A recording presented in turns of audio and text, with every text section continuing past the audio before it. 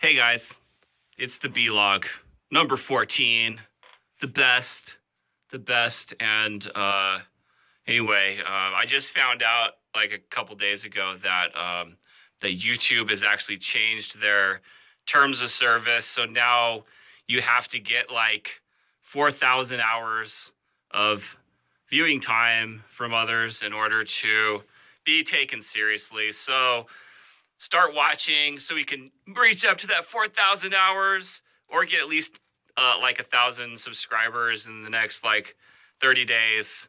So anyway, kind of a bummer, but it's not like I was making any money on this thing anyway.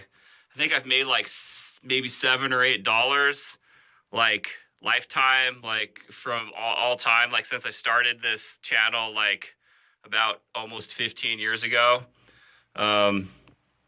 It's just kind of amazing. Like I've made $8 and they won't pay me until it gets to like $100. So, at this point, we'll be lucky. We'll get our check here in like the next like couple decades. Anyway, but they changed their service. So now you can only make money unless you get to a certain amount of hours viewed, or you have a certain amount of subscribers and there's like a limit or whatever. And that's okay, because I don't really do this for like anything really legit. I don't really need to get paid. But if they stop, if they put the ads on and they're not like, giving me a cut for my content, then that's a little bit of a problem. But, just ethically, if you're making money off of me, then, might as well, give me a little bit of a cut for my content. It's just, it's the ethics of it all, but it's like, well, if then they're not going to put the ads on there, then that's okay. I'll just take the monetization off because it sounds like I'm not even eligible anyway. Anyway, I'm just sitting here in the studio, just doing some practicing. Check this one out. This is pretty interesting. Check it out. It says, can you see this? It says solo or optional flugelhorn. Flugelhorn. I mean, have you ever heard of such an instrument? I mean, it sounds like something that's kind of German, I mean, like the part, it goes like a little something like this, right?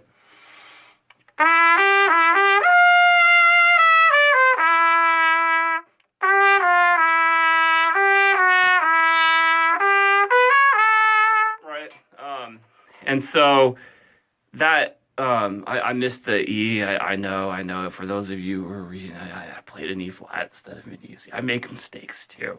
But anyway, don't tell anybody. And so, anyway, it sounds pretty good on the trumpet, but, this flugelhorn thing, it says optional. I mean, that sounds like maybe it's like this optional thing that maybe I could add, like perhaps if I really wanted to. I mean, I guess I could play it on the trumpet. I mean, this is a pretty good trumpet, so it sounds pretty good, right? But then, what if we play it on something like this? Check it out. This is a flugelhorn. And I need to put my old Stradivarius down. I don't want to drop it on the floor. Just stick it over here for now. Stay. Be good. But anyway, here's the flugelhorn, right? Same exact as a trumpet, right? It looks the same, right? It plays in B flat. I oiled up the valves really good. When I got this flugel, it was like really tarnished. So first thing I did is I shined it up really good. Look at that. You can see what's going on in it. Yeah. And I put some valve oil on this thing. And now it's ready to go. So check out the difference between the sounds, right?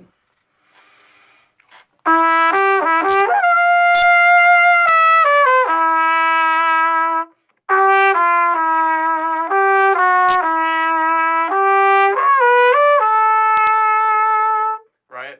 It sounds like more like a French horn, and this is a nice horn. Although I'm still trying to figure out like where exactly the partials fit, because like this is an older Yamaha, and the older Yamahas play pretty well, but I mean, they're not anything like the new ones today. I mean, if I bought a new Yamaha Flugel today, I mean, it would be just primo. But we were looking at like, about $2,500, for a good professional flugelhorn. This one looks like it had some use at a high school, so it's hard to say like exactly like who took care of it before. There's a couple dents here and there, but no significant dents anywhere. Yeah, I cleaned it like extremely well, and I shined it, polished it, and so now we have a pretty nice horn,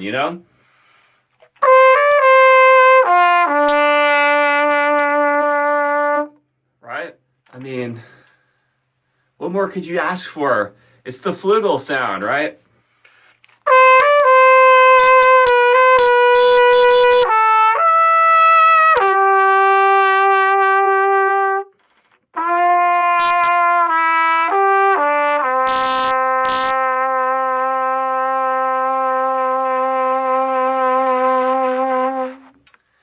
And what's cool about this thing is it's just, you can have that mellow sound, and you add the flute with it, and it's just amazing.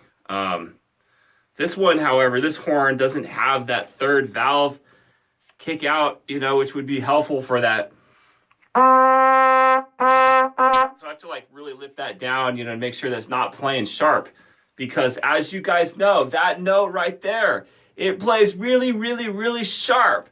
So if you are a good, decent trumpet player and you're doing what you're told, then you'll figure out a way to kick out that third valve. That's why a well-greased third valve is really nice. See, this one moves really well, especially this one. I use a special kind of grease. Here, let's see, do I have any? Looks like I don't have any here right now, but I mean, it works extremely well. All my horns are just really well greased. I just always just make sure I use lots of lube. So anyway, yeah, so I was practicing with my plunger mute. I mean, has anybody ever seen one of these? These are very expensive. They're about, like, if you can find one that's like this, it seems like the sync plungers are extremely rare. I think they might sell them at the major big box stores. I got this one at Ace like a really, really long time ago. I mean, this one's like almost 20 years old, and I've been plunging away on it for for 20 years. Anyway, this is just a sync plunger. I think I paid like $1 or $2 for it. So it's a lot of fun. Better put this away so I don't accidentally drop it. But anyway, this is how it sounds. Like you can do, right? And that's a lot of fun. Just having that wah, wah, wah, wah, wah, just gives it another sound, right? Like, let's see if you guys can name this tune.